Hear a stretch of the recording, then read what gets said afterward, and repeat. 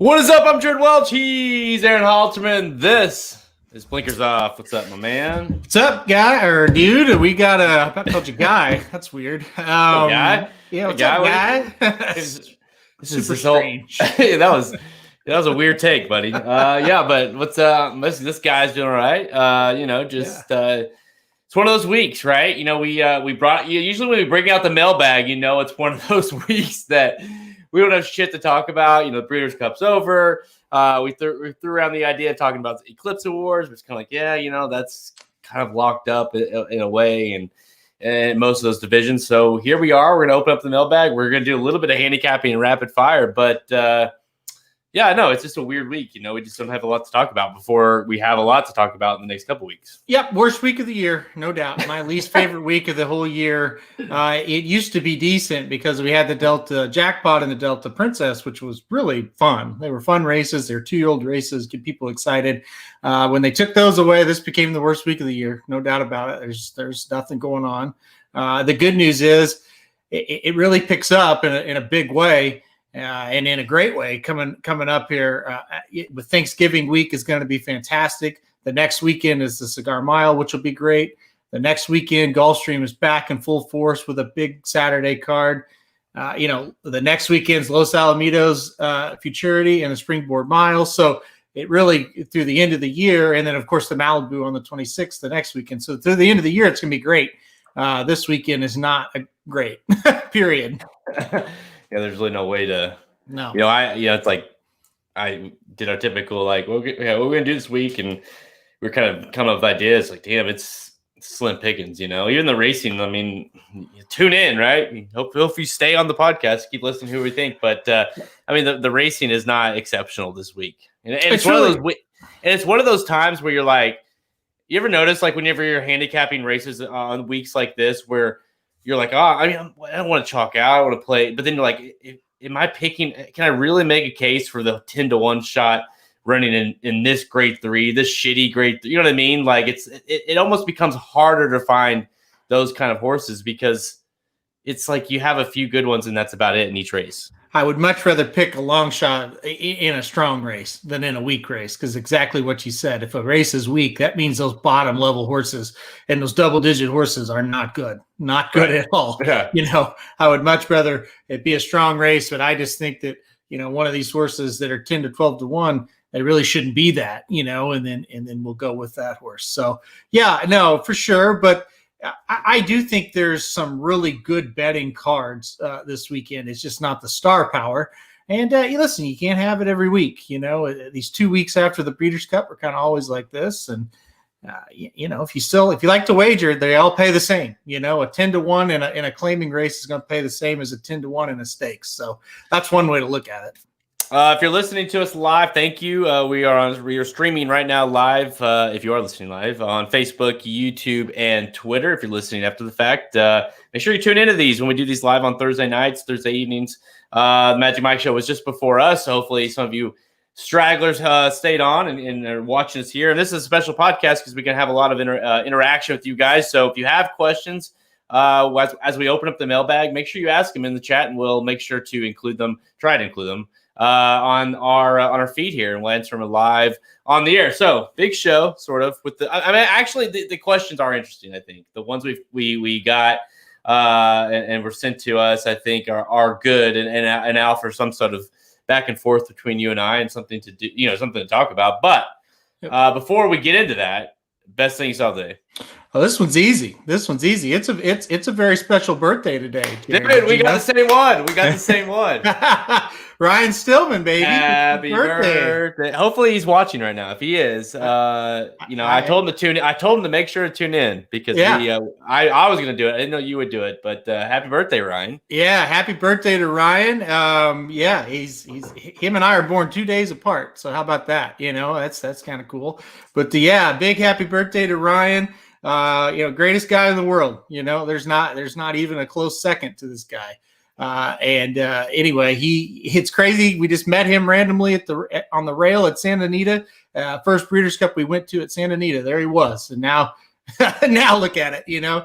So that shows you just how personal and nice that guy is. So definitely, happy birthday to Ryan.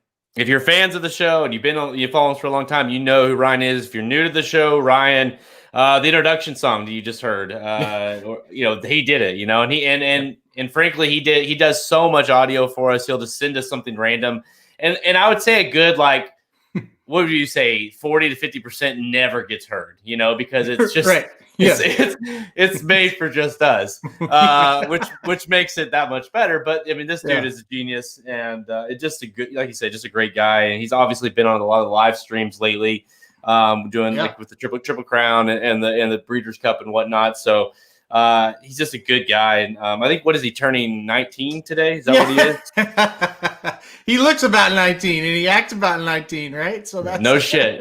You look at me and you and compared to when we met him. And then you look at him when he hasn't changed, I don't feel like. But, I mean, shit, look at me. I have a beard that's turning gray. I think you and I have gained at least 50 pounds each since we met him. Yeah. That dude, I feel like, has stayed the same. Yeah, the creator of What the Bleep and the Fabulous Fillies of the Week. Yes, those are two segments, too. And obviously, you never know. That's the thing. When you hear What the Bleep, it's not like I'm like, you or I are like, hey, we should do What the Bleep. It's like, no, Ryan texted me today and said he's got a new segment for What the Bleep. Let's do it. So, so he always comes up with those. He does an awesome job there. All right, the Hulkster. That's a great name. We will get to that question here coming up. Best thing I saw today, obviously. We piggyback off of you. Ryan's birthday. Man, I thought I was going to get you on that one. But I just learned on the topic of Ryan's birthday, I just learned that Ricardo Santana's birthday is today too. So they share a birthday together. How about that? The two, number one and number two best people in the world have birthdays on the same day. That is just amazing. Ricardo and Ryan. We gotta get those guys. We gotta get those guys in touch. They can share, share a birthday. Who knows what else they could? Who knows what else they could share? Slim, do you know Slim? Brian's interview with Shug at 2017 BC is one of the greatest moments in Dude's history. Yeah. So Ryan was sent out to be the cameraman. Ryan was sent out to be a cameraman backstage or back in the backstretch for Magic, right? And so Magic interviews Shug, and then Ryan, he loves Shug, and so first time ever, the cameraman runs up and interviews Shug after Magic did. So yeah.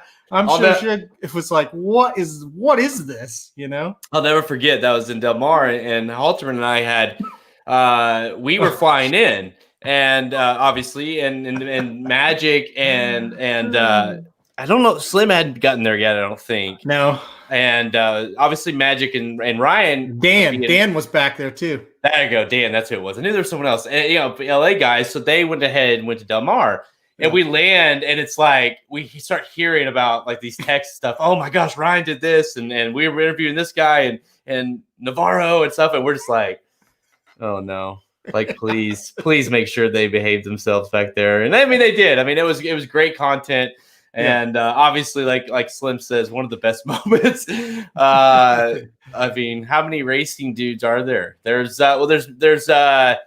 him and I are the original. We're the OG dudes. Yep. I mean, that's what started it. But we have all kinds of, we have Magic, who's been chiming in here. Curtis, that's Curtis there. We got Slim on here. That's another one. Samich, he's another one.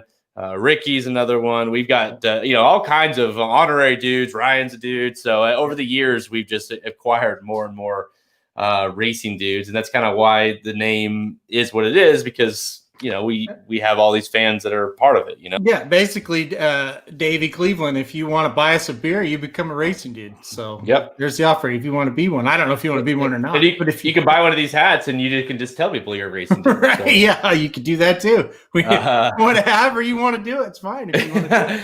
All right, let's get to the question segment. That'll be fun. All right, today's show, we dust off the old mailbag after a long absence to answer some listener questions and give rapid-fire selections for some of the stakes action this weekend at Aqueduct, Churchill Downs, and Del Mar. Let's go! All right. Yeah, so we'll just do I can't remember. I'll have to find it. I want to say Ryan also had a mailbag clip for us too. Yeah, for sure. I think he does. Look at this. Look at this right now. Hold on. Dude, I was at Remington last weekend. I was there. Were you there? We got to see if this guy was there. I was there. Man. You could have bought me one. I had a few last weekend too. Well, you need to. I mean, that's really close for us. So yeah, we definitely could. If beer's on the line, I'll be there. The chances are, if you were there Friday night, we saw each other. Yeah, dude, I bet we saw each other. We don't even know it because there wasn't 50 people there. I stood outside and watched Welder kind of on the rail about halfway up the apron there. I don't know. I was gonna say, Davey, if you heard like a high pitched girl screaming when Welder was running, that was probably coming from Halterman. So. No, my wife was with me, and she was, she's never really watched him. She was nervous the whole way because she knew I loved the horse. And I said, "There's just absolutely no reason to be nervous. He's going to run, and all he had to do was run, and we were going to win." So yeah. We were up at Bricktown Brewery for the first 4 races, and then we went down. So that's the best. I may never leave there, Bricktown. That is, that's the best. The view, you can't beat it. I'll go to Bricktown usually when I go, and I'll wait till the big races to go down, because I've seen Asmussen's $5,000 claimers and Caldwell's $5,000 claimers 100 times. I don't need to see them up close, Yeah. So the races 6, 7, and 8 were stakes races that night, and I told Heather, I said, we'll get up here and just chill out and have some fun, and then we'll go down for the stakes. So that's what we did. It was good. I love Remington. Remington's one of my favorite places to go. Oh man. Let's see. Does he have? Oh yeah, open the mail. Oh, we do have a mailbag? Yeah, we got a mailbag. All right. Okay. All right. Let's do it. Beautiful. All right. So that will be on the actual recording of the show. So if you want to tune in for that. All right. 3, 2, 1. It's time for one of our favorite segments. We don't do it very often, but it's one of our favorite segments we do on this podcast, and that's the mailbag. Throughout the year, we have questions to line up. We usually just put it away. We don't look at it. We don't care about the questions. But every once in a while, just like Michael Scott, you got to open up those questions every once in a while to see Need to do something about your coffee breath. Yeah. Anyways, we answer it more often than I think Michael does. But so we're here. We have a handful of questions that from some of you guys have sent in. Some of the team sent in. You have a surprise one that I can't believe was sent in to us. I have one from myself that I kind of wanted to get kind of the ball rolling, so to speak. So without wasting any time, let's see. What are the steps to prepare for you? Oh shit! Wasn't there a wad of gum in one of them? Yes, yeah. Somebody put gum. Yeah. Slim. To go back to what we were talking about earlier, we get to see a Welder versus Whitmore showdown at Oaklawn this season. I think it's going to happen now. They sound like they're going to run Welder at Oaklawn. Obviously, Whitmore, the old guy's coming back for another run, and you and I talked a little about this. It makes a little sense that these two might match up.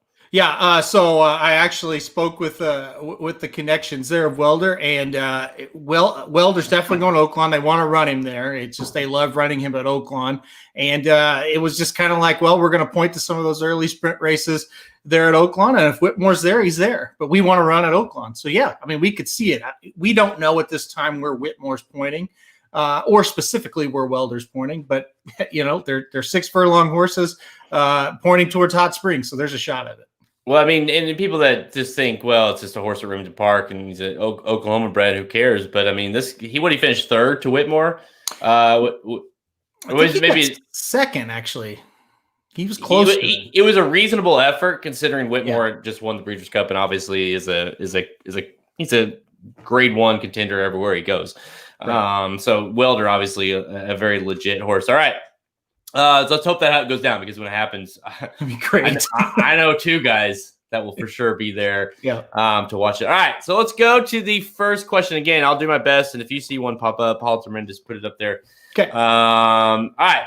Here's a question that comes in. I'm betting show wagers with moderate success. Is this something I should keep doing, or is it a waste of time?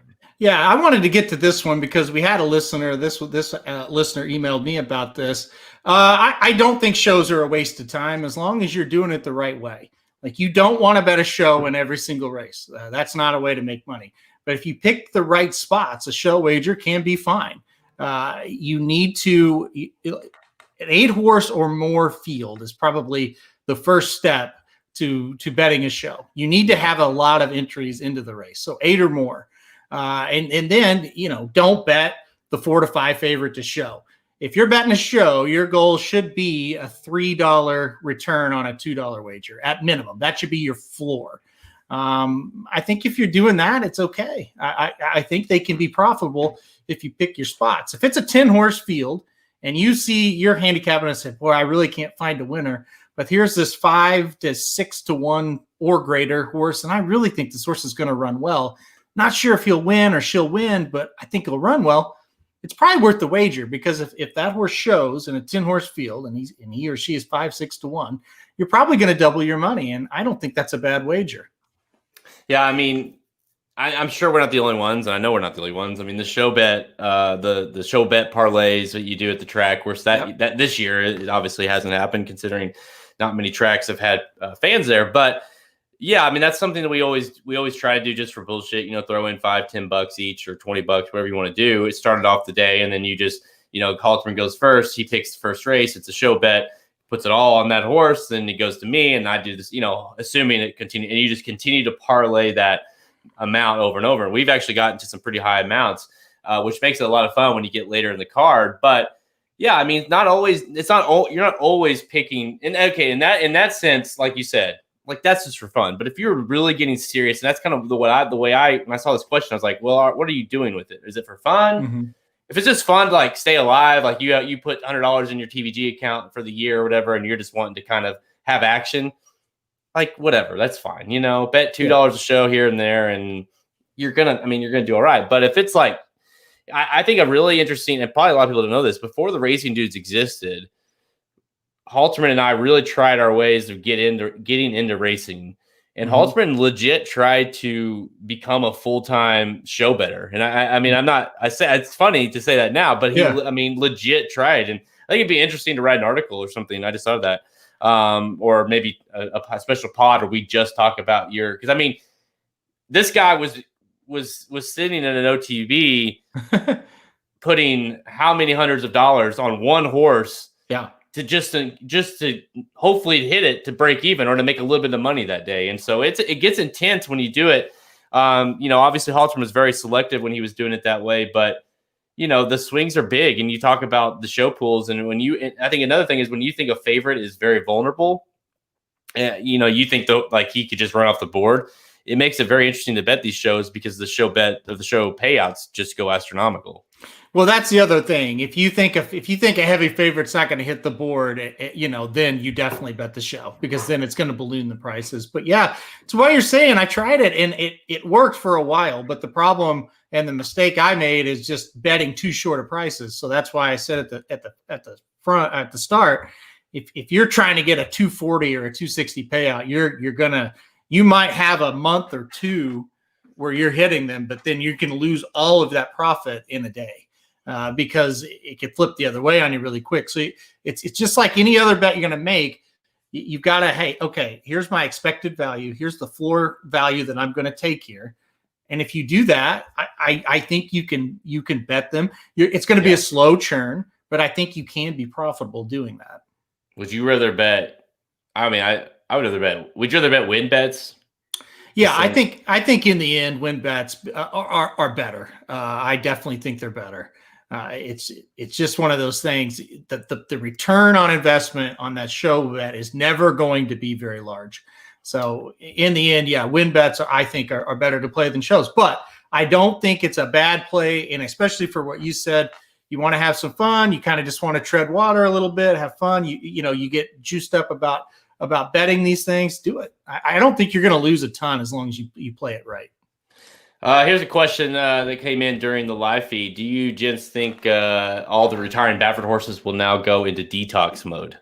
Yeah, for sure. I think they are. Rehab facilities, perhaps. No, I don't know. I'm not gonna get into that. All I know, and this is all based off of just what what I saw with my own eyes, is that the way one of the most beautiful horses I've ever seen in person in my entire life, Justified, the way he went from the way he looked to the way he looked in, well, let's call it detox, was dramatic. And then he got back, right? And then he filled out and he was good again. But there was a moment, I mean, he looked really bad. And if people that weren't in the game at that point, I mean, it was a thing. Like, people were talking a lot about it. So I think that I don't think there's any issue with like he's got the bloodlines and that, I think he'll be a great sire. But as far as, I think it took a little bit of time for him to get kind of back to normal. No doubt.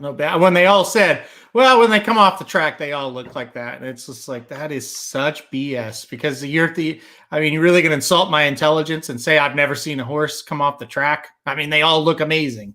So right. Yeah, I'm not going to buy it. Well, I mean, I don't know. Somebody get a picture of Authentic or some of these other horses in a week or two and see what they look like. Probably in the back stall with a cigarette, probably. Just yeah. All right. Let's see. This will be a fun one. Who is the greatest racehorse you've seen in person, and what is the best race you've ever seen in person? So this is kind of a twofer question, but this is fun because we've seen a lot of good horses and a lot of great performances. Yeah, I've been very lucky to see a lot of great ones. Zenyatta and Rachel are right up there. Justify, who we just talked about, obviously very good. But, for my money, American Pharoah is the best one I've ever seen. Everything about him was just brilliant, and my dad will be pissed that I said that because he would say Zenyatta, but I just don't think Zenyatta ever could have caught that horse. I mean, he was just brilliant. So for me, it's American Pharoah, and to piggyback off that, it'll be hard for any race or almost any sports moment ever to top the Triple Crown at Belmont when he won the Belmont Stakes in 2015. That's the best thing I've ever seen in person. So it'd have to be that one. Well, okay, so we have that. I had the same one. AP winning the Belmont. That's easily. There's a video on our YouTube page somewhere deep down there of a video I took, and it's insane. It's true pandemonium. I mean, you can't. I've seen all the sports moments. Obviously being a Chiefs fan last year, and it didn't match up. Just to have that kind of, it was just surreal. So I'll let me think of another one to since you already did that. But I'll give you my horse, Enable at the Breeders' Cup. Seeing her in the flesh, she obviously had already done it so much, and then to go and do what she did there, just seeing, an international type horse who it's not to say a horse like American Pharoah isn't internationally renowned, but I mean, Enable, worldwide type horse. I mean, number one horse in the world for a while, and just she was seeing her in person, and then going to see, and we were 5 feet from her. We were right there in the paddock, and she was surreal. And of course, seeing Godson right there as well, that to me, that was almost like a 1A and 1B. I mean, seeing him and like right there, it's like, damn, that dude's a legend, So that to me, seeing Enable in the Breeders' Cup, in the Breeders' Cup paddock there, and then obviously seeing her do that, put on an amazing performance. So that would be, my best horse. I mean, obviously American Pharoah, the day we saw him at the Arkansas Derby, that might be, okay, I'll just do that. The Arkansas Derby. When American Pharoah won the Arkansas Derby, might be the greatest race I've ever seen in person, because he was I mean, it sounds crazy, but when we saw it, we're like, damn, that horse. I think that horse might win the Triple Crown. Like that horse, you kind of knew it. You knew it kind of coming in. We were there for the Rebel. We were lucky enough to be in the winner's circle for both the Rebel and the Arkansas Derby. Hell, we accepted the trophy in the Arkansas Derby. I mean, we shook hands with the governor for crying. It was crazy, fucking stupid. Okay, but anyways, it was amazing. But yeah, you just kind of knew. And then of course, when he goes and does that, and you just kind of felt like, holy shit, like we're gonna be talking about this race. I remember going home, driving home, and it was almost like one of the cool things about Oakland is we always drive there because we're close enough to drive, and it's just not, it's a long enough drive, but it's close enough where you don't want to fly. And it's like you talk a lot on the way home about the weekend, what you saw, and it was kind of silent. Like we were just like, damn, like I cannot believe we just saw that. Yeah, I was lucky enough to see Curlin and Bodemeister do similar things as far as margin of victory. And I think those two, and seeing those two live, and then seeing what American Pharoah did, and it's like, oh my God, like that, they don't even hold a candle to what that horse just did. Like that was, it was incredible. I still think that was one of his best races ever. It was unreal. So I agree. Yeah, Enable's a good one too. Yeah, that was a lot of fun. I'll tell you this, the one person in racing that we've met, and we're talking about a person now, that I was like, whoa, I'm like a little starstruck. There's only one. And that's freaking Aidan OBrien. Oh yeah, at the Derby, the 2018 Derby. He's getting ready to run Middleton. Mm-hmm. Yeah, and he just popped out of nowhere. I'm like, holy shit, that's Aidan OBrien. That's really cool. Yeah, and we talked. You, me, and Slim sat there, and it was we were waiting to go out onto our spot before the 1 hour, before the race. So he's got Middleton, right? Big, and we're hanging out in the tunnel waiting to go out. And he's just like, we just chatted with him. Super nice guy to be that kind of like star power. Yeah. All right, here's a good question live. And this will be, we will miss something here for sure, because you're asking us live. Who's our Mount Rushmore of U.S. horse racing? All horses and people can be included. So let's do this together. You got to throw in Secretariat. Secretariat. I was going to say that. Yeah. So there's one. John White says Man of War, so I would have to say Man of War because of how John talks about him.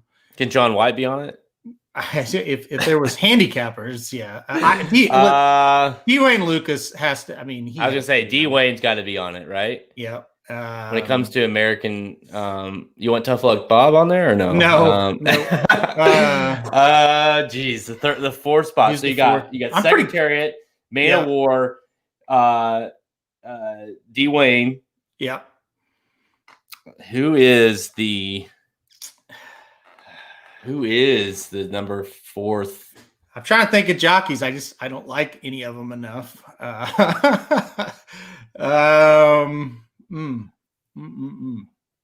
That fourth one's tough. That fourth one is tough. Man, I want to say like I'm trying to think of some of those, the horse, but like in our time, I mean, the best horse we've seen in our time has been American Pharoah, probably. Yeah. Since we've been alive, since we've been following it.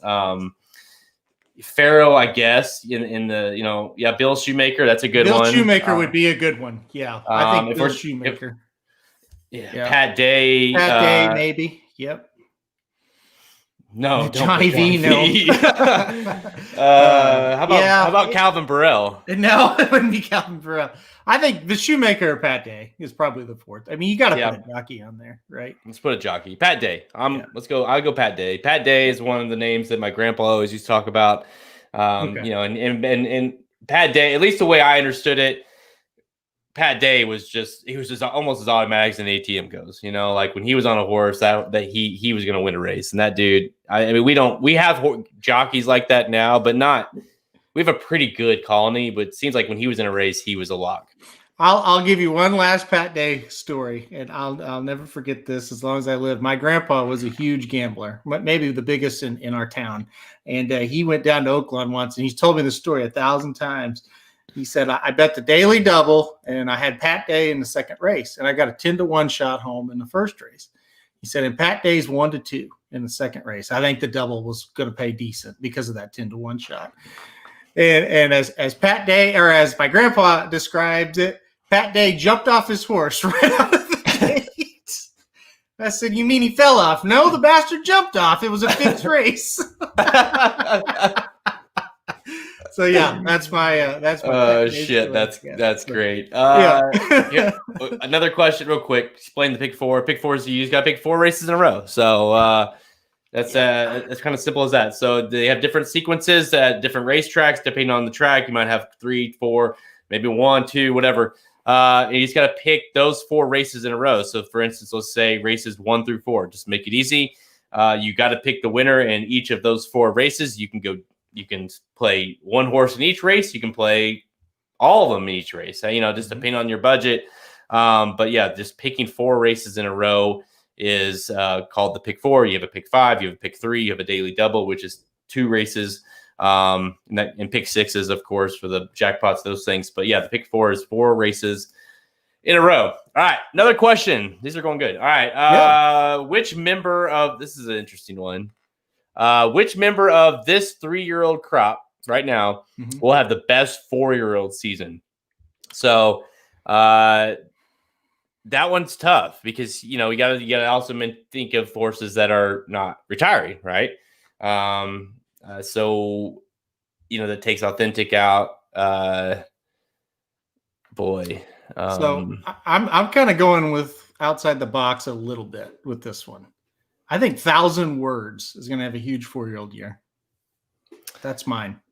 That's not terrible. I think he needs that time to grow. He's going to face probably a weak bunch out in Southern California in the handicap division. I think 1,000 Words is going to have a pretty good year in 2021. You just got to be careful with, because those horses, you never know. But I tried to come up with the bat for because it was like, okay, who has he not ruined, and that was one that he hasn't yet, because he's shown flashes, but he hasn't quite got there.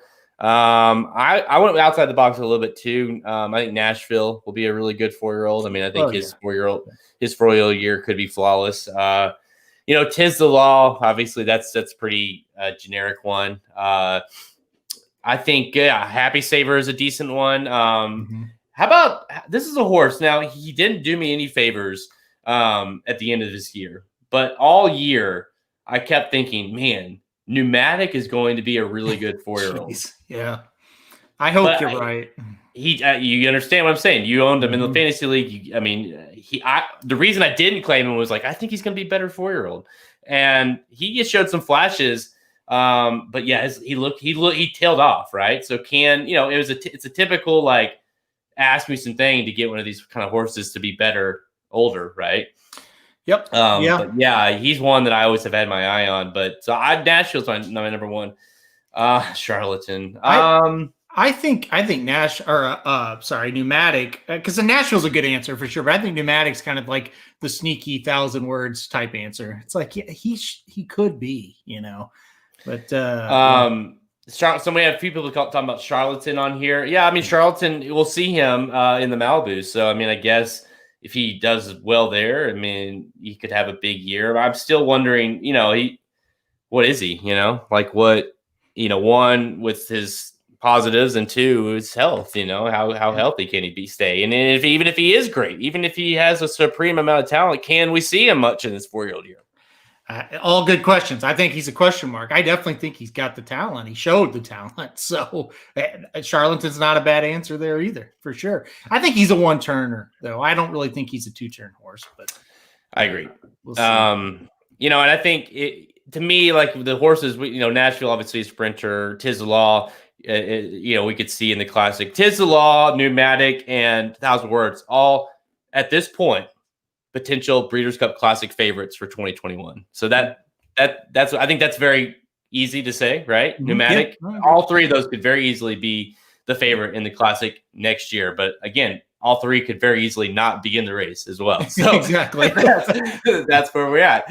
Yeah. All right, we got questions coming in. Let's do some of ours, and we'll get to those. If the dudes have their own stakes race, what track would it be at, and what would the conditions be? Non-graded, 100K purse is what this guy said. But in general, where would you want a stakes race ran at? And our racing dude stakes. What's your perfect race? Right. So I thought about this one a lot. It definitely would be at Saratoga. That's where I would want it, just because of the history. I mean, I would definitely want that. Past that, I don't really care what distance or what surface is at. As long as it's at Saratoga, I would make it open company. Let's let everybody involved. It'd be cool to have a race where boys would face girls. But yeah, give me one at Saratoga. Any distance, any surface would be fine. Yeah, I said Saratoga as well. I mean, big shocker, right? Saratoga, mile 16th on the dirt. That's where I was, because that gets you the most general, gets you a possible like classy horses, but it also on the dirt, and you get a little more of the versatile horses that can run, maybe they're stretching out or also can go longer. So mile 16th on the dirt at Saratoga. That'd be all right. We can do that. Yeah. All right. Let's see here. Let's do which type of exotic bet would you most likely avoid due to investment and winning percentage? This is from the Hulkster on the live stream. I would probably, I think long-term the trifecta is tough. Because I think to be successful, to hit the try, you got to invest a little bit of money. And I don't think the strike rate is is good enough. I think with the exacta long-term, you're going to be a little more profitable. I also think with the superfecta too, because you may not hit very many, but when you hit, it really pays a lot more than the try. So I'm going to go with the try. I don't like the trifecta all that much. The try is my favorite bet in racing, hands down. But I do agree. Like the super, I don't ever even touch. I don't touch it. I don't like it. It's not my thing. But I get, like, from an ROI standpoint, you hit one, you make your day. So even in chalky races, you can somehow make money in supers. So I get that. I think tries are a little bit tougher, but you can make some money. I love the exacta too. The exacta keeps growing on me. Obviously after our big Breeders' Cup cash, I love the exacta. So I'd probably agree with you. The tries is but your boy, I'm not avoiding it. I love it. Some of my bigger cashes have been tries. I play them very selectively though. I'm different. I don't play every race try. Some races I'm playing to win. Some races, if I think the value's there in a try. I mean, if you listen to last week's show, we were so close on so many tries that could have paid huge in the Breeders' Cup, and that's kind of the name of the game of the tries.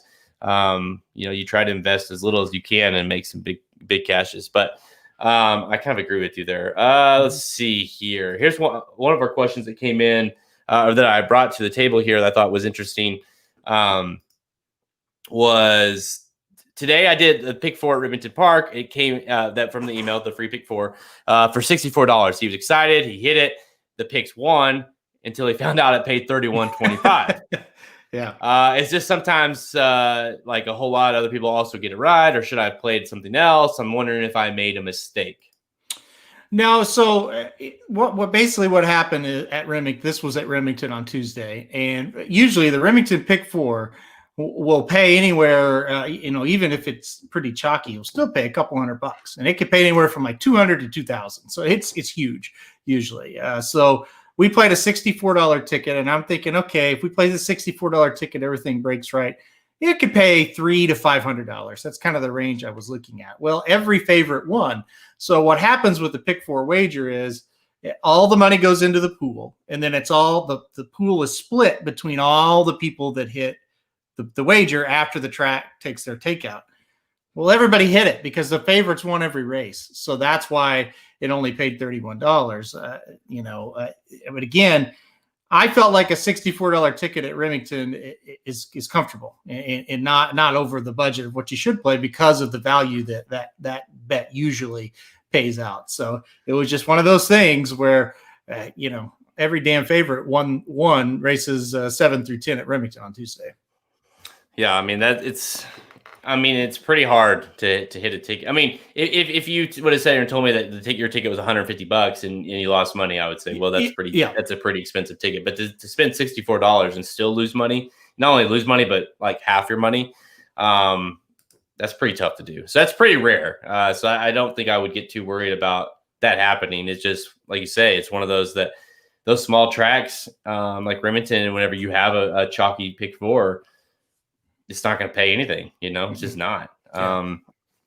Pool sizes are smaller than maybe a huge track, and then you're just not going to make any money. So, and here's a good one. And by the way, I had these all written out already, like for the banners, and I've been forgetting to do it. So look at this one. I did not do this one. Apparently Magic's been lurking in the background. At what point did you realize that the Magic Mike Show had become the better podcast on racingtunes.com? Yeah, we're still. I had never had realized that yet, I guess. But I think at times they start to turn that corner, and then something happens like, hey, Blaine was an international horse, wasn't he? And and stuff like that, and it's like, oh, okay. Yeah, maybe not, right? well, honestly, every time I listen to the show and I'm like, I liked it, and then like you say, and then I realize, oh, well, I listened to one other show, like one more, like I'm like, all right, and like, oh, yeah, that's why. No, but no, that's pretty funny. Thank you for chiming in. Here's a good one. I recently saw that Monomoy Girl was sold for $9.5 million at auction, which was awesome. And she may continue to race. Why?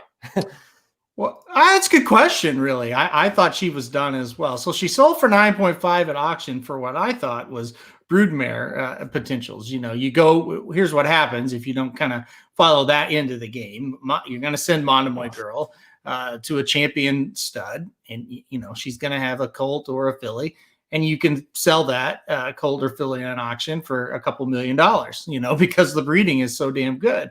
And you do that a lot, and you can make a lot of money off of it. But I think with the fillies, sometimes what happens is, if you got a stallion and you can pump out 50 horses a year, well, then obviously you get that return a lot quicker. With this, I think they just decided, let's try to recover some of that money by racing. And you look at these purses early in the year where they can kind of run her for the first 3 or 4 months of the year if they want next year.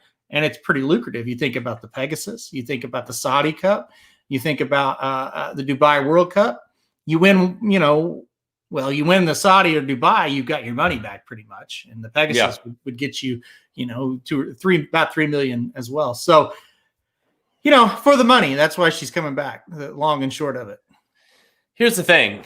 I've struggled with this one because I don't feel like she has anything left to prove.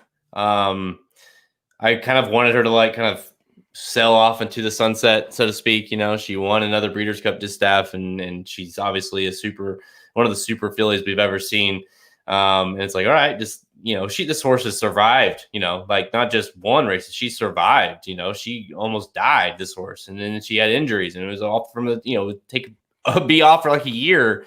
And then she'd come back, and then she would win. I mean, this horse, like we've mentioned 100 times, this horse has been beaten by one horse in her entire career.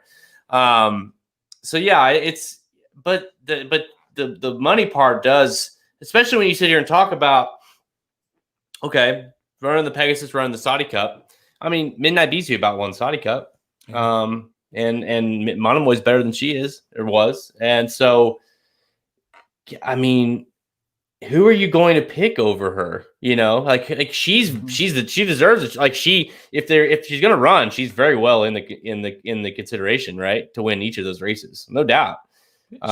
She'll be the favorite in the Pegasus. She'll be the favorite if she's in it. Yeah, and if she wins the Pegasus, she might be the favorite in the Saudi Cup. She will be the favorite. So it's like how. So to an extent, I'm like, yeah, I get it. It just, I guess part of you too is kind of like, like when a team or whatever goes out undefeated, or a player goes out and wins the championship, and wins the Super Bowl. You're like, all right, you've done nothing. You don't have nothing else to prove. Just retire. Don't come back and it be like a deal. Like where maybe she doesn't look good or whatever. But to that point, you never know. Sometimes horses like Zenyatta and Rachel. Obviously, Rachel couldn't. They had to stop. And so you just never know how these horses are gonna turn out. And a horse like Zenyatta, just freakish she was, just wasn't turning out, horses, but they just weren't very good. So, it's one of those things. It makes it tough. So Yep. let's see here. I don't know if I should do that one. I love the question. It's a no, we're not doing that one. I love it, the Hulkster, but I'm not going to bring it up here. No. Maybe ask us personally at the track one day. What about how about this one? Oh, yeah. Was that it? All right. Yeah. Yep. In the form of a question, what are some of the signs that a favorite is potentially a bad favorite? Good question, Javon78. Yeah, very good question for sure. I think a suspicious drop down in class is definitely one where a lot of times you're going to see a favorite go down. So that is definitely the first thing to look at. And what I mean by that, let's say a horse is running in an allowance race, or they've been running in like $50,000 claimers, and then they show up in a $14,000 claimer. That's usually a really bad sign. It happened today at Aqueduct, actually, in the first race, and the horse finished off the board. So that can happen a lot.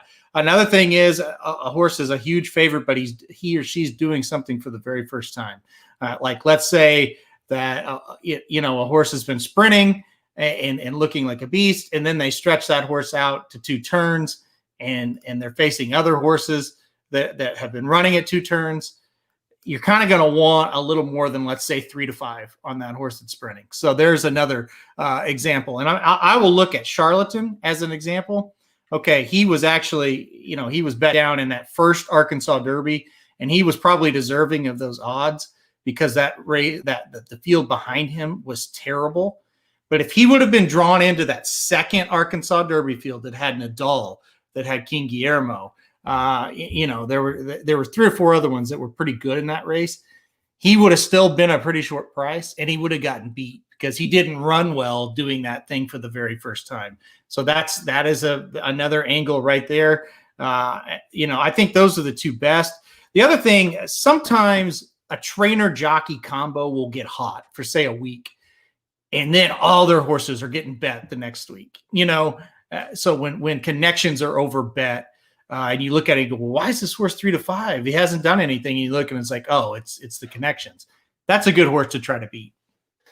Yeah, I mean, all those are great. For me, sometimes it's in this, like a big stakes race when, we saw it with Jackie's Warrior, when you have a situation where a horse just pops a huge race and they're running in a race that's tough, like tougher than they've been running in with classy horses in it as well. You're like, damn, that horse is ready to regress a little bit. And it's one thing for it to regress some, but when you have a good horse is also in the race, like, man, this horse is facing tougher than it's ever done. In Jackie's Warrior's case, it's like going further than it's ever gone.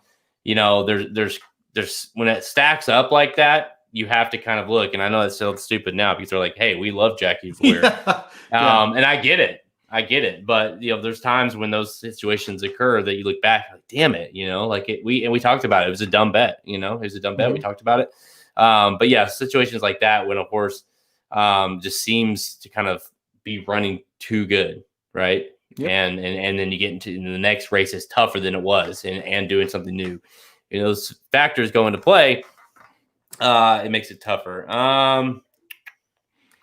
Let's see here. In your opinion, is Linda Rice in the clear? By the way, boo for passing up the other question. Trust me, I really wanted to answer that question. But Linda Rice, what do you think about Linda Rice? Any comments, Linda Rice? Honestly, I haven't been following that enough.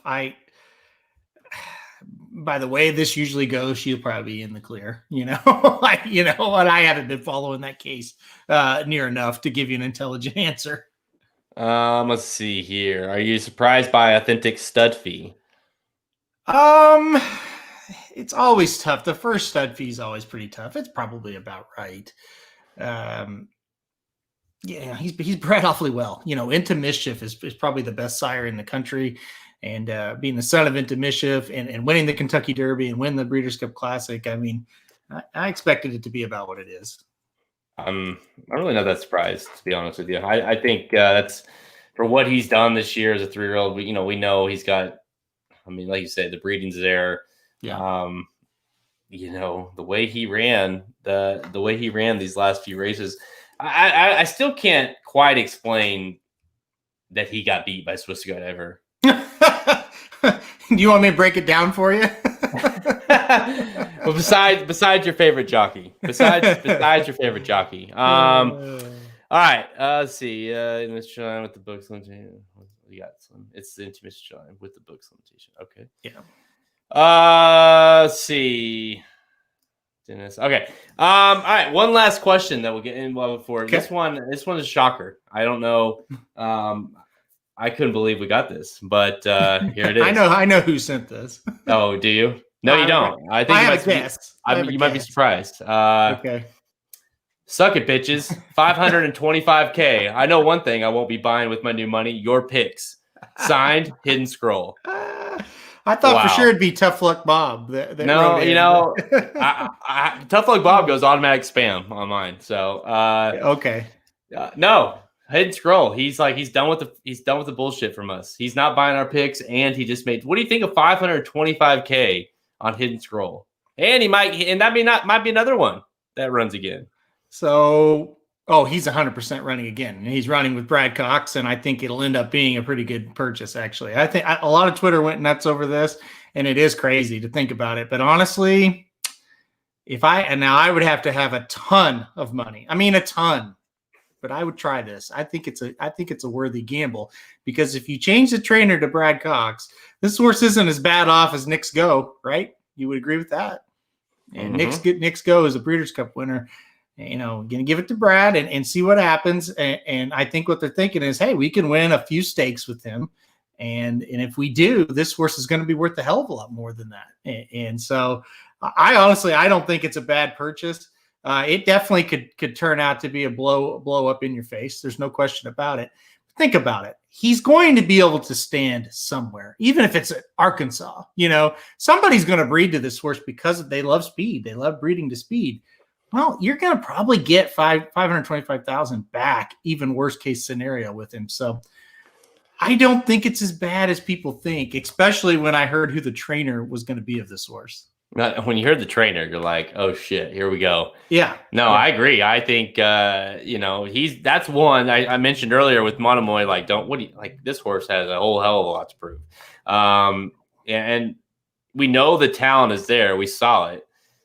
This horse has just been one shit show after another, whether it be, act ups in the gate or switching from turf to dirt or what. I mean, it's just like the one thing you can say is like this horse has never had like any sort of like rhythm, like it's just been like all over the place. And if Brad can work his magic, I mean, shit, like you said, Nick's Go. I mean, look at that horse.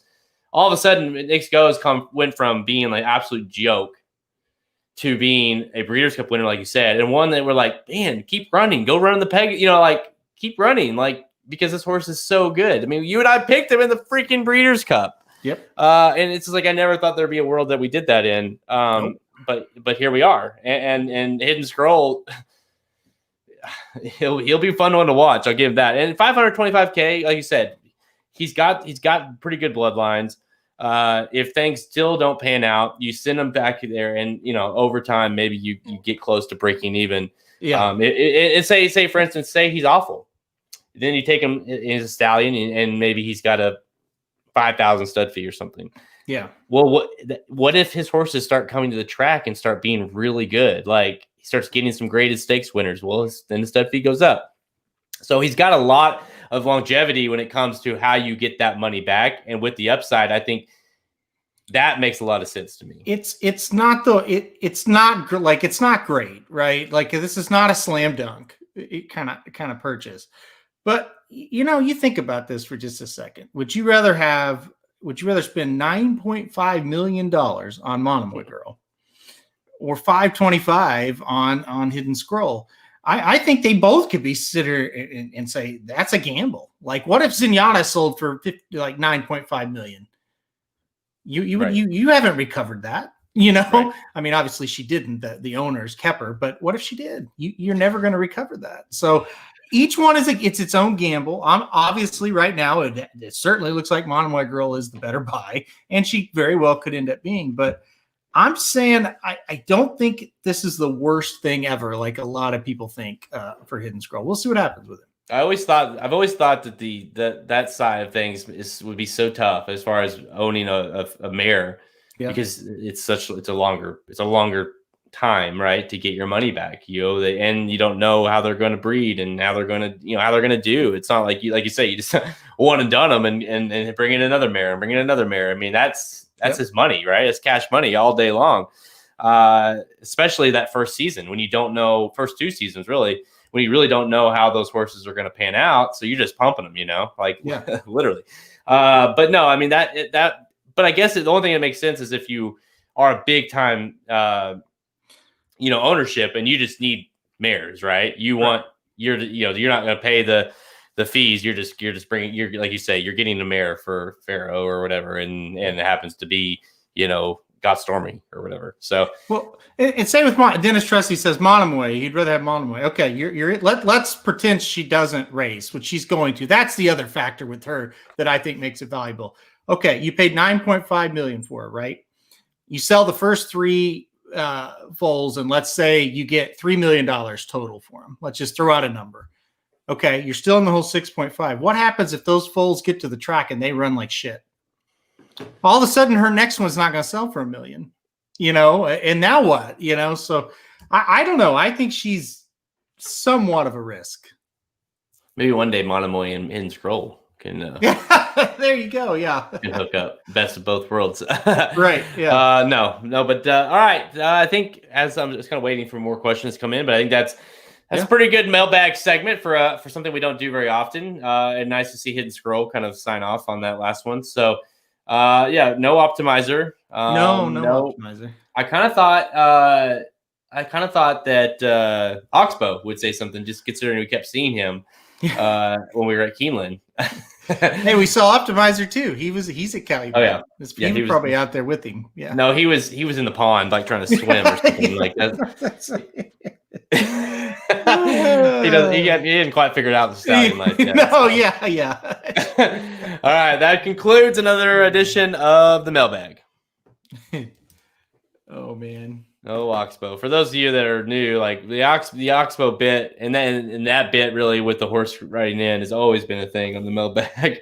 Yeah, we used to do the dumbest shit when it comes to Oxbows, Optimizer was a horse that would ride in all the time. Optimizer, if you go look up some of his races, if you're kind of new, you haven't heard of him, he was just he would do the dumbest things sometimes, but he was decent. He was good turf horse, but yeah, we had some fun with him. Hidden Scroll made Optimizer look like a world-class horse. That's how crazy Hidden Scroll has been so far. No, for sure. Yeah, he's been one of the worst. Hidden Scroll's just been awful. All right, so we're actually going to do a little bit of handicapping here, which is nice. We're going to talk a little bit about the 3 big stakes races at the Aqueduct, the Red Smith, Churchill Downs, the Chaluki, is that how you say that? And the Native Diver at Del Mar. So we're going to talk about those 3 rapid fire real quick. This has been a good show, though, as far as questions go. So yep. If you think of anything else, we'll try to answer it in the closing. And then, of course, next week we've got a big, being Thanksgiving, which always means that the cigar or the Clark, is on Friday. So it's kind of the second level type horses when it comes to like the mile and 8, the classic type horses, but should be a good running of it, at least competitive. Yeah, you got the Clark. We'll also probably Saturday's races at Churchill are good too. The Goldenrod is Saturday, and can't think of the other one off the top of my head. But anyway, yeah, there's 2 good. There's 2-year-old races all that day. So, why no good foals from Zenyatta and Rachel? Well, Zenyatta didn't reproduce herself, and Rachel's actually had 2 very good foals, but she can't have them. She has complications with them. Yeah, Kentucky Jockey Club. My goodness. Come on. I'm losing my mind. I've slipped. Like it's almost like you end the Kentucky Derby and the Breeders' Cup and all that shit, and then all of a sudden we are just back into Derby mode. At this time next month we will be we'll be deep in research for the draft, for the next year. So hopefully we have a somewhat normal season next year. So yeah. I think by this time in December we'll already be done with the draft. So you're gonna do it earlier? I think so, because it falls on Christmas week. We can't do it like the week we normally do. We're gonna have to do it earlier in the week. Look at this user's name. Give Slim the mic. Who we got? The Cards or Hawks? I think Seahawks will win this game. I'm rooting for the Cardinals, obviously, but Seahawks have to come back, right? Mhm. They have to bounce back a little bit. This Arizona defense is very frustrating. So, and I think Russell Wilson responds. He needs to have a big game, but I think Russell responds. I think it'll be a hell of a game. I think it'll be high scoring, just like the first one. I'll be tuning in though to watch Kyler because that is my boy. Yeah. That's your boy, I know, but I love watching Kyler. He's a beast. He's putting up Mike Vick numbers right now. It's insane. Yep. This franchise for sure is on the up for sure. But no doubt. Isn't it funny how somehow Russell Wilson has worked his way out of MVP talk? I mean, he does the last few games and losing some games that he shouldn't have lost. Right now it's my boy Mahomes or Rodgers right now. I think of the top two. I mean, he has thrown interceptions. I mean, interception after interception. That's been his problem. And it started with the Cardinals way back when they lost, They should have won that game multiple times. He kept turning the damn ball over. I know. So that's been the thing. He's got to get away from doing that. If you take out the interceptions in these games, he hasn't been bad, but you can't take those out, obviously. All right. Let's do some rapid fire. Let me get to. All right. We're going to start with Aqueduct, the Red Smith. Just real quick, Dennis, no turf racing the rest of the year. They announced that today at Churchill. So no turf racing at Churchill. All right. 3, 2, 1. Time for Rapid Fire, presented by Racing Dudes Premium. If you like our free picks, go out to racingdudes.com on the products page and make sure to check out Racing Dudes Premium to get exclusive picks and analysis from ourselves, of course, and as well as Ricky's Rockets and Soma Bombs. We give free picks every single day on the website on all our tracks running across the country. But if you want more information, all the exotics, the multi-race type plays, make sure you go check out the products page at racingdudes.com. Subscribe to get all our wagering guides for free. All right, we got 3 rapid fire races. We're going back to handicap. We haven't handicapped since the Breeders' Cup on the show. It's kind of felt nice a little bit, but we're back to handicapping a little bit. 3 stakes races on Saturday, November 21st. We'll start at Aqueduct, race 9, the Red Smith Stakes, grade 3, with $100K for 3-year-olds and up, going 1 and 3 miles on the turf. Field of 11 shows up for this one. It's finally a kind of a race that this horse can win. By the way, he's trying to do it again. 8-5 on Sadler's Joy, the 4 horse. Are you going to play or try to beat him? No, I'm gonna play against him. I hate this horse. I hate most of the horses in this race, so there's a good way to start it off. No, I'm against Sadler's Joy. I think he'll run up and have a shot, probably get second. I'm gonna go close to the outside rail there, or the outside gate with the number 10, Red Knight. I thought Red Knight ran really well his last couple starts. I'll just start with that. And I think this is a really good, logical spot for this horse. I don't think Red Knight is a grade 1 winner, but these grade 3 type races, especially up here at Aqueduct, where you've got a field where Sadler's Joy is the favorite. Anytime you catch a field like that, you're in a pretty good spot to win, right? Because he just simply doesn't win. So Red Knight for me on top. Sadler's Joy definitely has the flashiest resume and things like that. But I don't know. I just can't back him, especially at a short price at 8-5. So I went to the next most logical option and the horse that's running the best right now with number 10, Red Knight. Now I liked Red Knight, and again, with this race, I think you don't want to be beat by Sadler's Joy, but at the same time, try to find value. When it comes to picking the winner, I'm going to pick Sadler's Joy. I mean, he won this race last year. He's finally I get it. He never wins because he runs in races that he didn't need to be in. I mean, he's ran back-to-back grade 1s. Channelmaker beat him both times, which kind of comes back to flatter him a little bit because Channelmaker ran huge in the Breeders' Cup. The Bowling Green, the grade 2 at Saratoga, he wins. The last time he ran in grade 3, which is this race at the Red Smith last year, he wins. So he's finally, by the way, he beat the horse you're picking, Red Knight. I mean, he's just been running. He runs in grade 1. That's all he does. Grade 1s and grade 2s. And he finishes 3rd runs okay. Second, whatever. But these grade 3s, I mean, it's just like how he's hard to. I get it. He's not sexy. He's going to be a short price. The last thing you want to do is play 8-5 on Salary Joy and you get second or third. That's disgusting.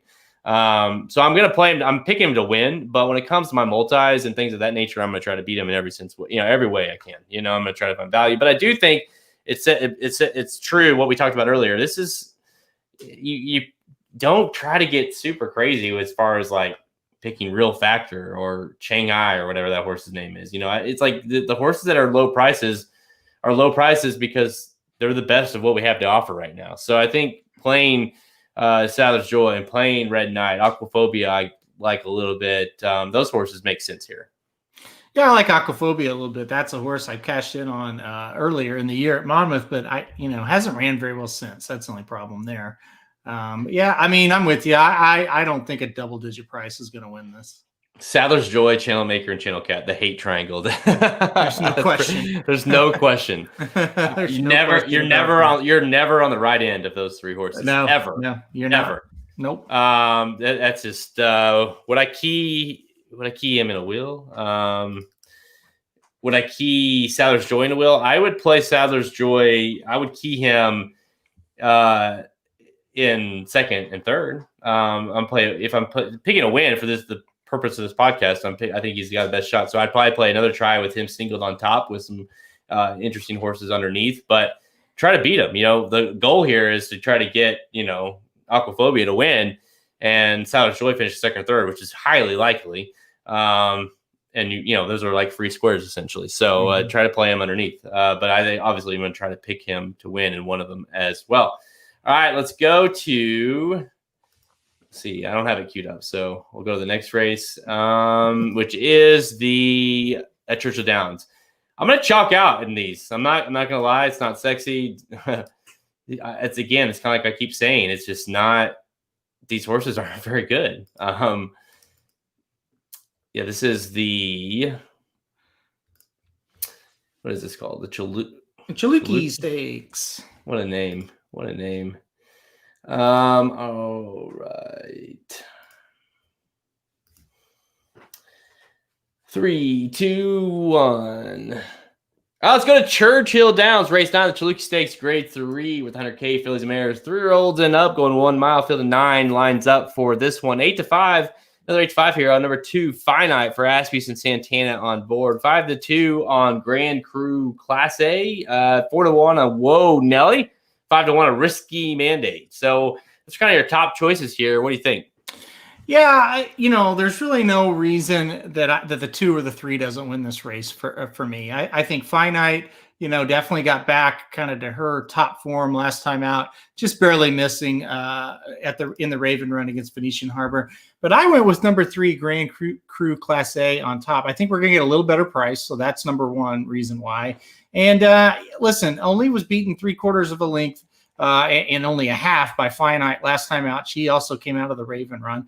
But I think she's a little better when they go a little longer. You look at her races going a mile and a 1/16. That seemed to be her best spots. So I really like her to kind of pull off a mild upset here. I think her speed will play much better stretching out. I think she was kind of outrun a little bit in the 7 furlong race, but at a mile and 16th, I definitely think this horse is going to be up on the front end, and I think she can take him a long way. Yeah, those are the 2 for sure for me. I ended up laying on Finite just because I thought that last race, even though she lost, was pretty good. I know Venetian Harbor did not do well in the Breeders' Cup, but the fact that, obviously she pointed there. I like the fact that they stayed pretty true. It's like, okay, she ran, Finite ran well there. We're not going to go to the Breeders' Cup, anything crazy. We're going to run here. She loves Churchill. She's 2 for 2 at Churchill Downs. She loves this distance. Well, she's 1 for 1 at the distance. It's a kind of she's coming back to this distance, let's say, because she obviously ran this race. I think it was like the Rags to Riches, right? This horse was kind of made like a really big impression after breaking her maiden in that race at Churchill Downs last year. So she's back to kind of that. I think a mile is kind of where she's going to be best, this distance. So I think she's going to be tough. I kind of like the speed play as well. I almost played Risky Mandate. Because I think this horse has a very good chance of just, look at the way this horse has been. Last 3 works, 1 of 24. 1 of 35, 1 of 25. I mean, this horse has been blazing the last 3 works at Churchill Downs. Comes into the race, kind of finally figured it out, kind of thing. Like, all right, goes gate to wire and looks awesome. So this horse has a shot at going gate to wire, I think. So I like the way the pace sets up for the 2 Finite. So I like number 2 Finite for me. Right, now the race of the weekend. So, by the way, Seattle went right down and scored to start this game. 8-minute drive and Metcalf with a touchdown. Oh, of course. Thank you. Yep. Oh, well, I don't know. I don't get excited because my team will inevitably explode on Sunday.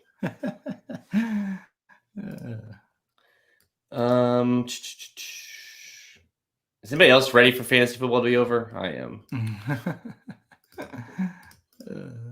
See, what will happen this week is I'll score 150 and still get beat. Yeah, right. Last week I needed 107. I couldn't get it to win. It's like it just now I never will get it. Oh man. All right. Yeah, this is race 2 on the card for good reason. All right, 3, 2, 1. And finally, let's go to Del Mar, race 2 on the program, the Native Diver Stakes, grade 3 with 100K. For 3-year-olds and up, going 1 1/8 miles, field of 5 shows up for this one, led by the heavy morning line favorite, 4-5 on number 4, Midcourt. Midcourt finally gets some class relief and finally runs at a distance, maybe even still longer than what he needs to run at, but he is in class relief that he's needed for a long time. Can the class relief be enough to get this horse in the winner's circle? Boy, this is a trash race, isn't it? It's just the worst. I mean, it is just the worst. Look, I went with Midcourt. He really should win here. With no other like good horses in the race, maybe Victor will give him like a ride to try to win. So that would be step number 1 for this horse to try to actually win. Yeah, this is a really bad race. I thought about Extra Hope for a little bit. I thought about Stellar Sound for a little bit, but in the end, I just think Whitmore. I think Midcourt is just better than these horses. And, I think Midcourt gets the win here. Yeah, dude, this was, sorry, I'm watching my touchdown pass to Metcalf here. Pretty sweet. I think you got to go Midcourt, right? I mean, it's kind of painful to do, but you look at this horse, the poor guy, finished 3rd in the Awesome again to Improbable and Maximum Security. Obviously, Improbable, nothing. I mean, I don't know what the hell happened to Maximum Security, but gets beat by Maximum Security in the Pacific Classic and Sharp Samurai, who ran okay as a Breeders' Cup as well. Finished, going a mile and a quarter that day, mile 16th. Gets beat by Maximum Security in the San Diego. That was back when Maximum Security was a little bit more Maximum Security-ish. Improbable got beat by Improbable in the Gold Cup. I mean, geez, this horse hasn't ran at this distance in some time. At this distance, he's at 3 starts. He's got 2 wins. And he likes Del Mar. So the class angle alone has give you enough. But boy, would you as far as the three favorites, Finite, Midcourt, and Sadler's Joy, who are what three awesome favorites? Who would you most likely play, and who would you least want to play as far as a win bet? No, I'm not going to play any of those horses as a win bet. I mean, I'm just not. I guess I would think, even though I didn't pick her, I think Finite out of those 3 would be the one I'd be most likely to play a win bet on, because, I sit there and said, look, I think it's going to be one of these 2 horses. So, gun to my head, say, hey, you've got to pick a winner out of one of these 3 favorites. I think Finite would be the one. I wouldn't do Midcourt just because of Victor, honestly. So,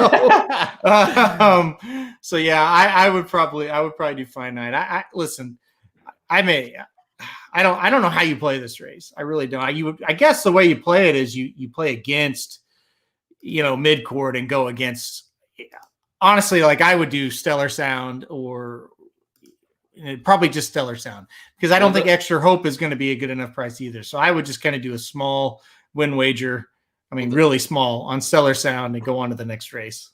The only way you play this race, there's 2 ways. One is you just you don't even worry about early card and just wait to play the late pick 4 and listen to the Magic Mike show and figure out what the hell they're doing. Or 2, if you're playing the early pick 5, you gotta survive this race, And honestly, I wouldn't single this race at all. No. I get it. I like it's one of those races that you could be mid-court wins by 3 or 4 eased, and it's like I was pretty stupid to go 3 deep, but at the same time, it's been a minute, right? It's been a minute since mid-court was like winning races, and I know it was earlier this year, but man, this horse has faced some monsters, and it's just kind of gotten beat easily, and it's just tough to kind of get back to a horse that you just don't want to.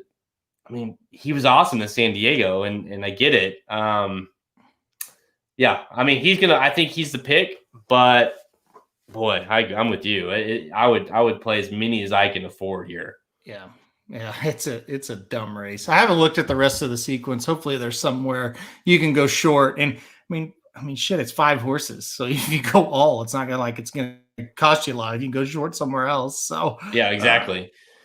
This is just a jack off race. I mean, this is the definition of this week. This is why we spent an hour on the damn mailbag, because nobody wants to sit here and listen to this bullshit on that native diver. Well, on that note, let's finish it up. All right, we're both on number 4 midcourt. So true. Yeah, I hate that race. Oh, it's bad. At least like I was talking about before we got on air, maybe right when we got it. No, it's right when we got on air, the opening. Like Churchill Downs. That's very playable. They're playable races.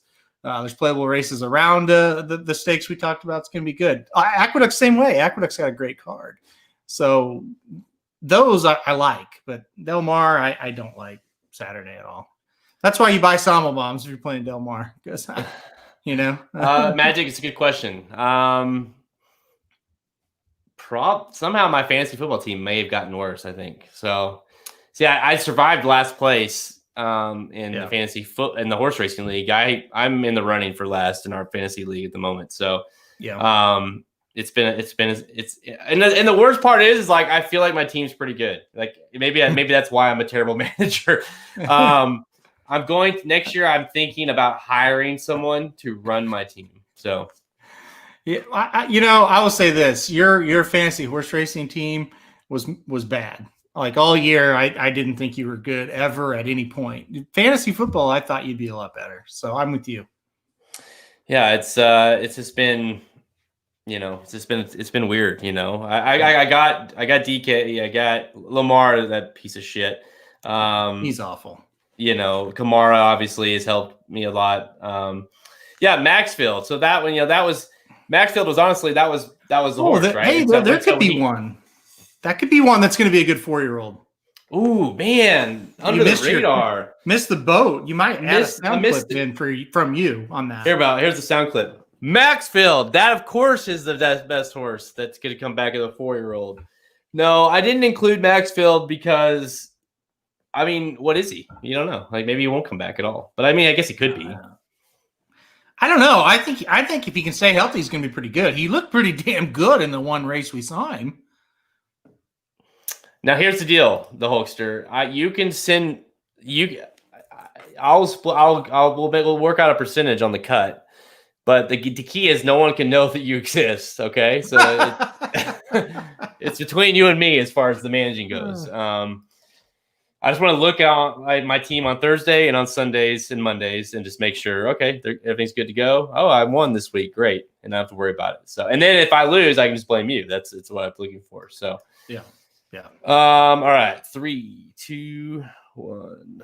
That's all the time we have. Check us out at racingnews.com for our free picks and our premium selections on our Hangout products page. With the products link at the main menu at racingnews.com to learn more. Be on the lookout. Big changes. We've been so busy with the website or with racing that we haven't, it just feels like it's flown by, but we are in the last stages of some development of the site and a lot of big changes coming to the website.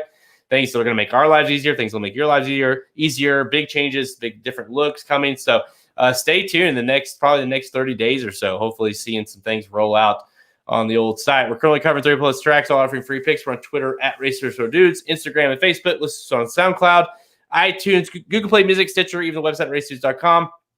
Here we go. Check out the Magic Mike show. They did the Del Mar late pick four. So we just talked about the early part of the card. If you want to check out what their thoughts are on the late pick four. And rumor is they got into a little bit of a cat fight. So you gotta go check that out. I'm gonna go check that out. I cannot wait. Oh yeah. To listen to that. So go check out the Magic Mike show on all those same platforms. Remember, next week, Thanksgiving. Of course, that means the Clark. So we'll be on next week to talk about the Clark and that card, and a lot better races, a lot better horses to talk about next week. You have your Thanksgiving plans got washed out. So yeah, but pretty much all my family has COVID right now, so I don't, thank you, or thankfully, but yeah, so that's washed out. But which honestly, I don't mind. It's really okay. So that's done. Yeah, Magic Mike, man. Yeah, they had a little cat fight. It was over the 7th race at Del Mar on Saturday. So there you go. Tune in for that. It got weird. Like I'm always like on the background of the Magic Mike. I'm on like the I'm watching it live, and they could bring me in at any time, but I told them not to. But I like to be on the back end, and I'll post a comment up on the screen sometimes if they're mouthing them, just to have some fun. So. It was kind of funny. It got weird. It got really weird. I felt like my two brothers were like fighting, and it was strange. But and then hey, as Magic said, I'm going to be on the Magic Mike show on Monday, doing the late pick four for Clark Day. So make sure to check that out. What the hell is that about? You just jumping ship or what? I don't know. He asked me. I said yes. I have no idea why I'm going to be on. Didn't ask me. That's funny. So well, I mean, there's a reason why I hate that show. I know. I mean, I think Samich is on vacation. So yeah, well, that's what's going on. Yeah. At least okay. I'll just save all my terrible comments. Let's see. Why does I don't know who that is? Davey Cole Cleveland. I don't know. Bilbo Baggins. That's I don't know who Bilbo Baggins is. That's off the Hobbit. The Hobbit. Okay, hold on. Let me Google it. A modern day Bilbo Baggins. Bilbo Baggins. Oh yeah, I can see it a little bit. Yeah. Yeah, I kind of get that a little bit. Can you post I don't know how to do that, or I would share my. Yeah, screen. I can. Here you go. Yeah. Let's do Bilbo Baggins. Oh yeah, Dennis. That's why I'm going on because Samich quit after the fight. Yeah, that's right. Yeah. Here. Uh-oh. That authentic owner is upset. Oh yeah, there he is. Yeah, I can see it. Yeah, I get it. Yeah, you grow your hair out though. Well, I think back in the day I could, but when I cut my hair now, boy, oh boy, it's like, I can't. It's. I don't know if I could grow my hair anymore. Yeah, let me get my authentic. Hey, be quiet. Yeah, she's been strutting around here ever since she won the Breeders' Cup Classic. She thinks she's taught shit. Talks shit all the time about being a classic winner. Millie, my dog, owns a piece of authentic, and she's pretty hyped up about the old the breeding deal for sure. Mm-hmm. So you better be. Ryan, listen, it's Ryan's birthday today. I don't know if you're on for the first of the show, but it's Ryan's birthday, so. He probably is on lidocaine or something even better, So look out for him. Oh, here you go. You're right.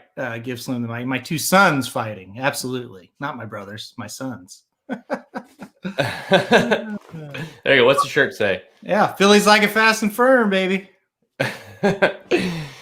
We used to have that shirt for sale, and then the Karens of the world jumped down our throats, and so we had to take it off. So we still have some. So if you want one, message us, and we will get you one sent out. So we do have stuff though on the website if you want to buy, but not Karen shirts. We call them Karen shirts, but It turns out, I think the Karen shirts, that's all people wanted. So Yeah, it was our best selling item, and then we had to pull them. So right, yeah.